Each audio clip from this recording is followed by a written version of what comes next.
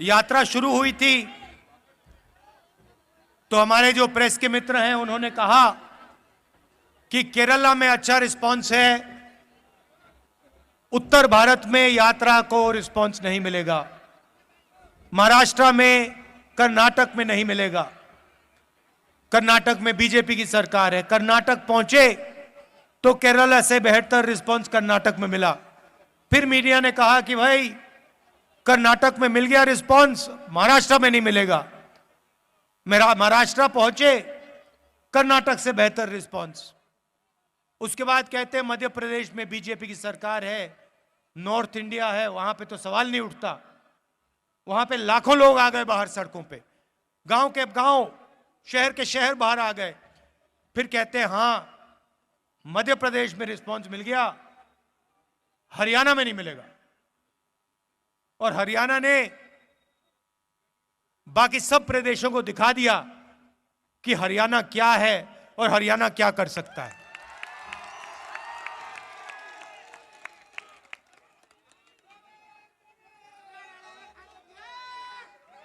और जो हमने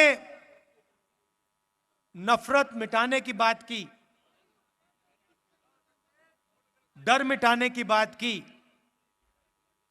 वो सचमुच हमें इन सड़कों पे आपने दिखाया है।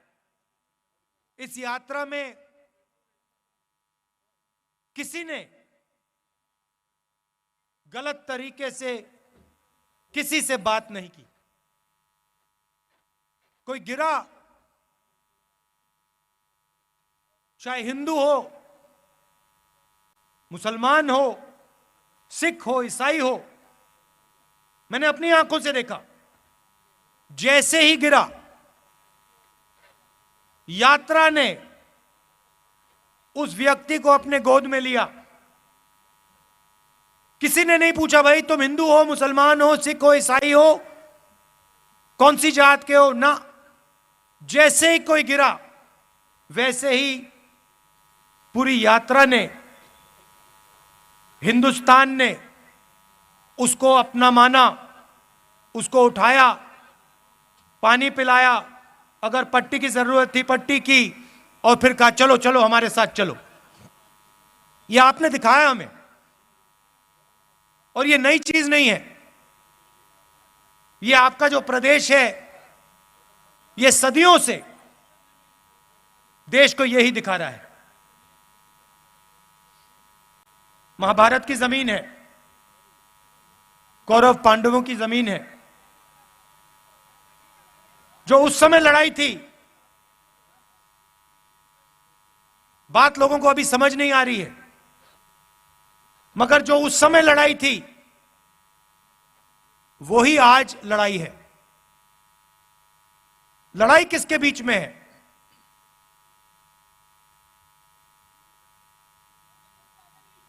नहीं, देखिए पांडव कौन थे? अर्जुन, भीम, ये लोग कौन थे? ये लोग तपस्या करते थे। ये लोग तपस्या करते थे। क्या पांडवों ने इस धरती पे नफरत फैलाई थी क्या? आपने महाभारत पढ़ी है, क्या उसमें लिखा है कि पांडवों ने किसी गरीब व्यक्ति के खिलाफ अपराध किया? कहीं लिखा है? पांडवों ने डिमोनेटाइजेशन किया क्या? नोटबंदी की थी क्या? गलत जीएसटी लागू की थी क्या? कभी करते? कभी नहीं करते। क्यों नहीं करते? क्योंकि वो तपस्वी थे और वो जानते थे कि नोटबंदी, गलत जीएसटी, किसान बिल इस धरती के जो तपस्वी हैं उनसे चोरी करने का तरीका है।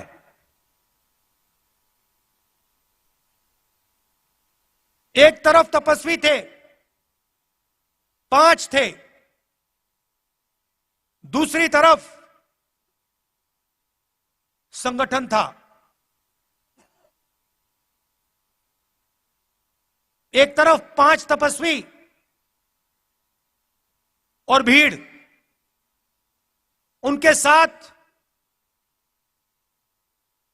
पांडवों के साथ हर धर्म के लोग थे।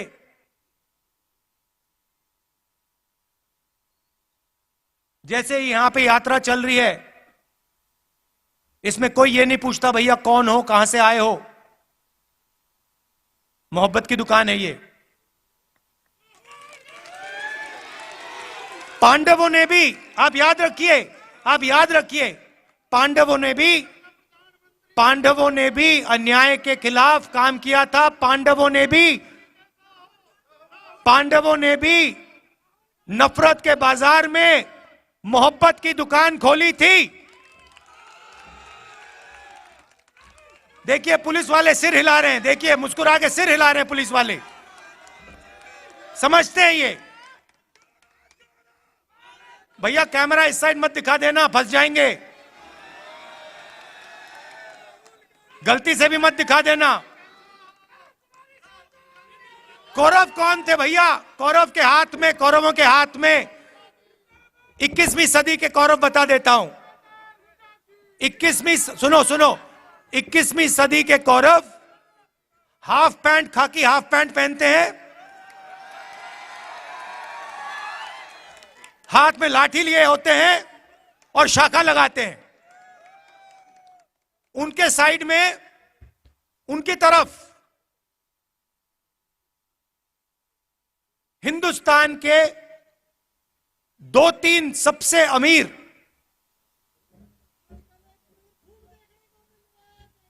अरबपति कौरवों के साथ खड़े हैं। भाई और बहनों, नोटबंदी किसने करवाई? गलत जीएसटी किसने लागू की? किसके लिए की गई और किसके खिलाफ की गई, ये आप समझिए। नोटबंदी, गलत जीएसटी नरेंद्र मोदी ने जरूर साइन किया, मगर नरेंद्र मोदी जी की शक्ति ने गलत जीएसटी, नोटबंदी नहीं लागू करवाई। हिंदुस्तान के 2-3 अरबपतियों की शक्ति ने इन्होंने प्रधानमंत्री का हाथ चलाया। मानो ना मानो, आपको देखने को मिलेगा उस समय के अरबपति पांडवों के साथ खड़े थे क्या? अगर खड़े होते तो पांडव जंगल में क्यों बैठे थे? पांडवों को घर से क्यों निकाला? क्योंकि उनके साथ अरबपति नहीं खड़े थे, मगर उनके साथ इस धरती की जनता, इस धरती के किसान, इस धरती के मजदूर, इस धरती के गरीब, इस धरती के छोटे दुकानदार, इस धरती के स्मॉल और मीडियम बिजनेस सब खड़े थे। ये देश भाइयों और बहनों, ये देश तपस्वियों का देश है। मुझे कहा जाता है, मुझे किसी ने कहा आप 3000 किलोमीटर चले। मैंने उससे कहा तो क्या हुआ? मैंने क्या बड़ी बात कर दी? अगर आप जाओ और इस देश के किसी भी किसान से पूछो, भाई पिछले 4 महीनों में आप कितने किलोमीटर चले हो, वो आपको बता देगा 3000, 4000, 5000 किलोमीटर चला हूं। हां, कन्याकुमारी से दिल्ली नहीं चला हूं, मगर अपने खेत में चला हूं, मंडी गया हूं, मंडी जाकर वापस आया हूं, फिर मंडी गया हूं, फिर वापस आया हूं, खाद खरीदने गया हूं, बीज खरीदने गया हूं। मैंने क्या बड़ा काम किया? कुछ नहीं। किसी भी मजदूर से आप पूछ लो, आपको बताएगा 24 घंटा मैं सर पर बोझ रख के आगे पीछे आगे पीछे आगे पीछे चलता जाता हूं। वो ये जो घड़ी है ना फिटबिट वाली, ये जो मैं पहना हूं, जो किलोमीटर दिखा देती है, वो नहीं पहनता है, इसलिए उसको शायद पता नहीं लगता कितने किलोमीटर चला है। हमारे साथ यात्री चले, मुझे कहते हैं भैया 3000 किलोमीटर चले। मैंने उससे कहा भैया तुम्हें खाना मिला आज सुबह? भोजन खाया तुमने? कितने बार भोजन खाया? 3 बार खाया ना। तो वो जो चल रहे हैं आधी रोटी खा रहे हैं और तुम क्या बड़ी बात कर रहे हो? वो आधी रोटी पे 3000 किलोमीटर चलते हैं, तुम भरपूर खाना खा के 3000 किलोमीटर चल के छाती फैला रहे हो। क्या मतलब है इसका?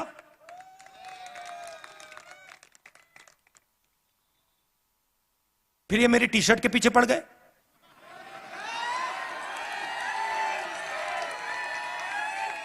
इनको अभी तक समझ नहीं आ रही बात। नहीं, उनको समझ नहीं आ रही बात। देखो ये कह रहे हैं टी शर्ट क्यों पहना है, ये सफेद टी शर्ट क्यों पहना है, इसको सर्दी नहीं लगती। सबसे पहले मैं आपको बताता हूं क्यों पहना हूं।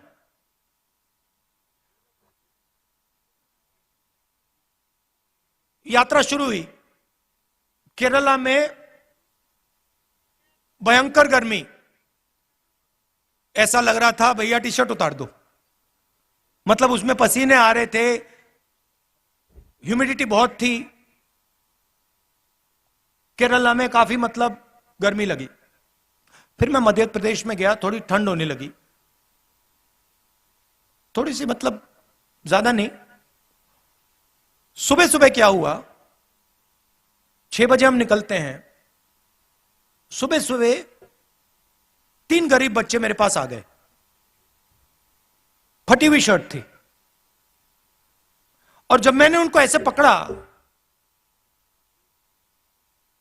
हाथ लगाया फोटो के लिए, फोटो लेना चाहते थे, एक इस साइड और एक साइड लड़कियां थी, एक इस साइड एक इस साइड। जैसे मैंने उनको पकड़ा, वो कांप रही थी, ठंड से कांप रही थी। और फिर मैंने देखा पतली सी शर्ट थी। उस दिन मैंने निर्णय ले लिया कि जब तक मैं नहीं कांपूंगा मैं टी शर्ट पहनूंगा।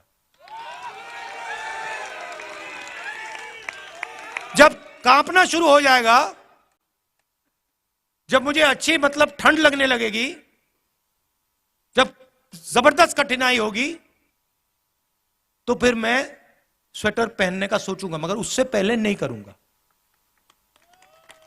मैं उनको मैसेज देना चाहता हूं, उन 3 लड़कियों को देना चाहता हूं कि अगर आपको ठंड लग रही है तो फिर राहुल गांधी को भी ठंड लगेगी। जिस दिन आपने स्वेटर पहन लिया, उस दिन राहुल गांधी स्वेटर पहन लेगा। नहीं नहीं नहीं, ये बात मत बोलो, ये फिर से आप गलत बात बोलना शुरू कर दे हो। महात्मा गांधी नहीं हूं मैं। आप नहीं, सुनो, ये मेरे जैसे इस देश में करोड़ों लोग हैं, ठीक है, करोड़ों लोग हैं। यहां पे क्या हो रहा है, यहां पे काम कोई कर रहा है, तपस्या कोई कर रहा है। जैसे मैंने पांडवों की बात की, यहां पे युद्ध हुआ था, हजारों लोग मरे थे। वो क्यों हुआ था? क्योंकि उस समय हिंदुस्तान में जो काम कर रहा था, जो तपस्या कर रहा था, उस समय किसान थे, मजदूर थे। आज किसान हैं, मजदूर हैं, छोटे व्यापारी हैं, स्मॉल और मीडियम बिजनेस चलाते हैं। आज हमारे पास माइक्रोस्कोप बनाने वाले लोग आए, आप बनाते हैं, मैन्युफैक्चरिंग है, देखो इनकी 100-200 लोगों को ये रोजगार देते हैं। ये तपस्या करते हैं 24 घंटा। कोई माइक्रोस्कोप बनाता है, कोई यहां पे पोल्ट्री फार्म चलाता है, कोई खेती करता है, गन्ना उगाता है। ये तपस्वी है देश के। और खाता कोई और है, और खाता कोई और है। और जो खाता है भैया वो तो दिखते भी नहीं है। उदाहरण देता हूं, प्रधानमंत्री बीमा योजना, आपके जेब में से पैसा निकलता है, आप देते हो, और हिंदुस्तान की सरकार आपका पैसा उसमें जोड़ती है।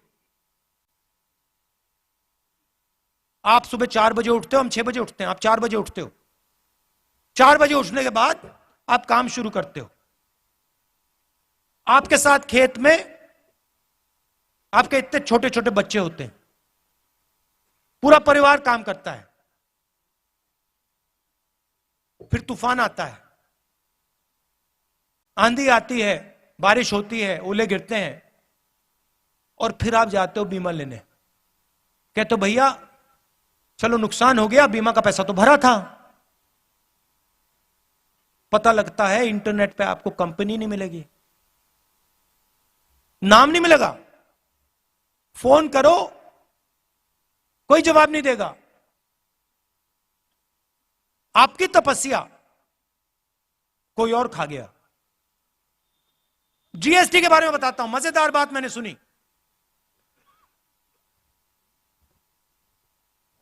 अगर आप, चाहे वो मैदा हो, गुड़ हो, अगर आप 25 किलो से कम मैदा गुड़ अपनी दुकान में बेचते हो, छोटे व्यापारी की बात कर रहा हूं, अगर 25 किलो से कम बेचते हो तो आप पर जीएसटी लग जाती है।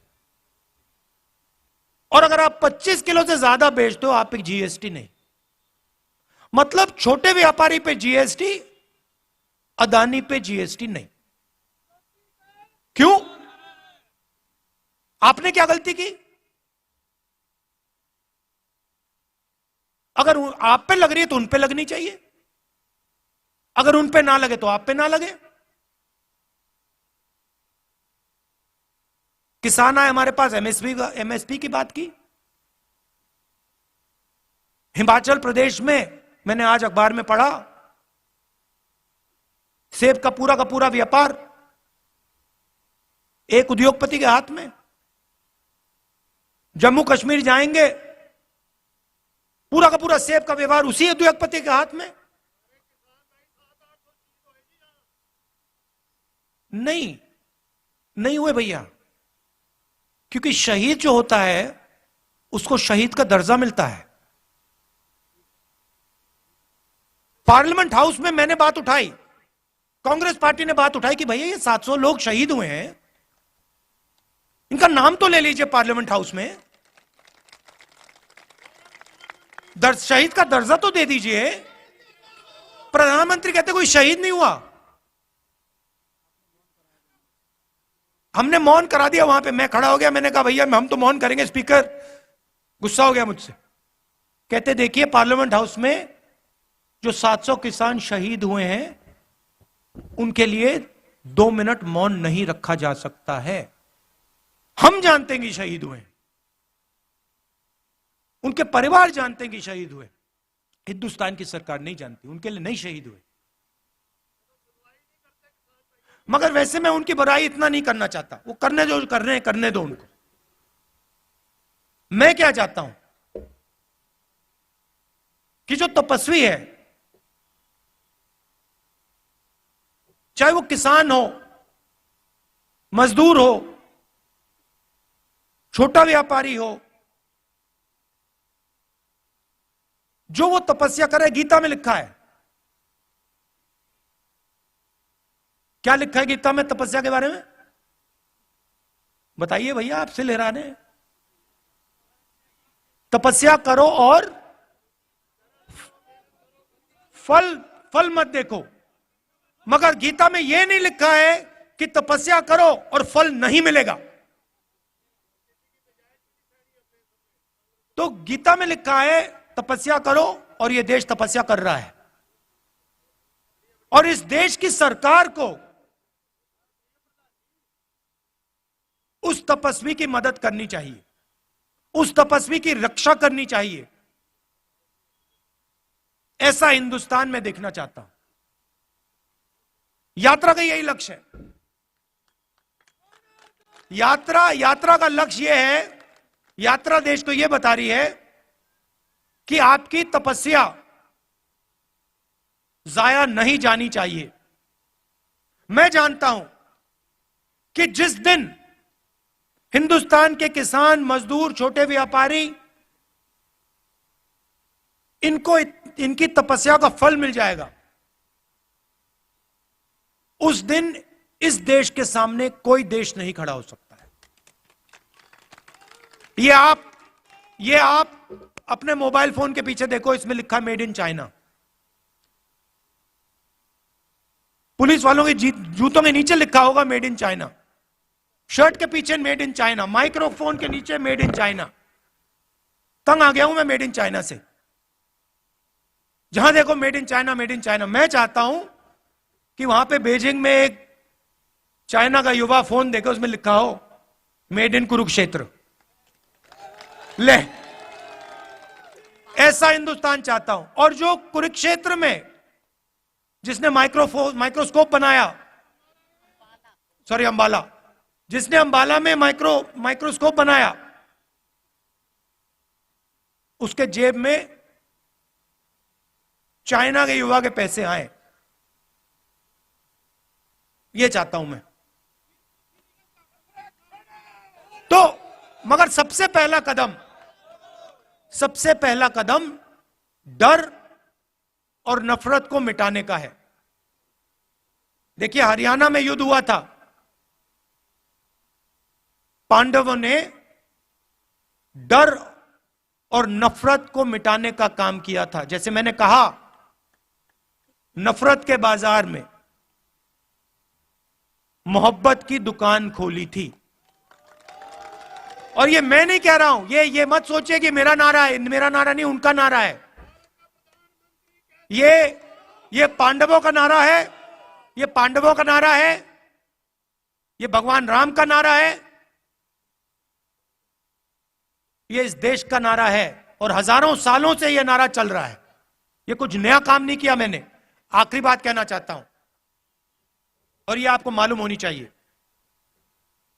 देखिए, जब भी मैं चल रहा हूं, जहां भी मैं जाता हूं, राजस्थान में जय सिया राम,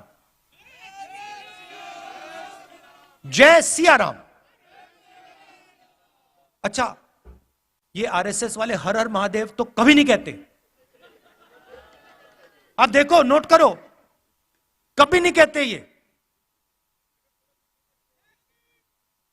क्यों नहीं कहते? नहीं, मैंने सोचा इसके बारे में, क्यों नहीं कहते हर हर महादेव, क्यों नहीं कहते?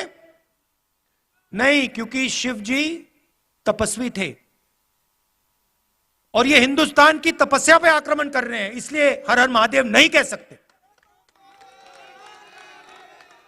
मगर बात मैं जय सिया राम की कर रहा हूं। यहां पे राम राम, राम राम सुना मैंने, राम राम, जय सिया राम। अब जय सिया राम ये कभी नहीं कहते। इन्होंने सीता जी को नारे से निकाल दिया, उठा के बाहर फेंक दिया, कहा हम नहीं कहेंगे। ये हमारी हिस्ट्री, हमारे संस्कार, हमारे इतिहास के खिलाफ काम किया इन्होंने। और जब भी कांग्रेस पार्टी का कोई भी कार्यकर्ता आरएसएस के कार्यकर्ता के सामने आए, उससे कहो तुम जय सिया राम कहोगे, और उससे जय सिया राम कहलवाओ। क्योंकि जितने जरूरी राम थे, उतनी ही जरूरी सीता थी। तो आप सब यहां आए, इतने प्यार से आपने मेरी बात सुनी, दिल से आपका धन्यवाद करना चाहता हूं। और आज एक कमी रह गई, आज एक कमी रह गई।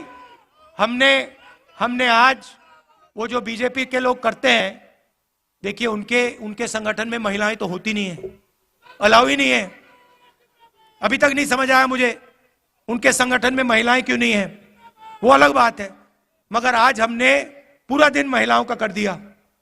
तो जो हमारे पुरुष हैं उनको आज थोड़ी मुश्किल हुई, आप अंदर नहीं आ पाए, आप मिल नहीं पाए, तो मैं आपसे माफी मांगना चाहता हूं। और कल दोनों स्त्री और पुरुष का दिन है, तो आप सब लोग आ पाएंगे और आपसे मिल सकेंगे। दिल से बहुत बहुत धन्यवाद। नमस्कार। जय हिंद।